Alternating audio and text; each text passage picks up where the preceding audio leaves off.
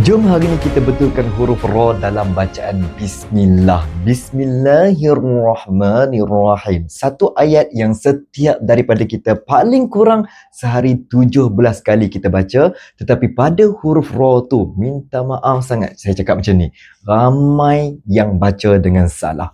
Huruf Ra macam yang kita tahu, dia ada dua sifat yang boleh berubah. Ada masa huruf Ra dibaca dengan nipis, ada masa huruf Ra dibaca dengan tebal. Perhatian kepada seluruh umat manusia. Huruf Ra yang ada dalam Bismillahirrahmanirrahim, kedua-duanya ialah huruf Ra yang tebal.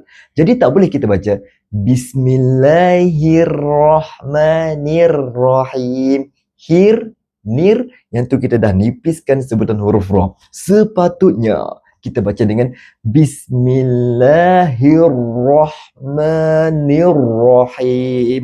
Bukan hirnir, tapi hirnir.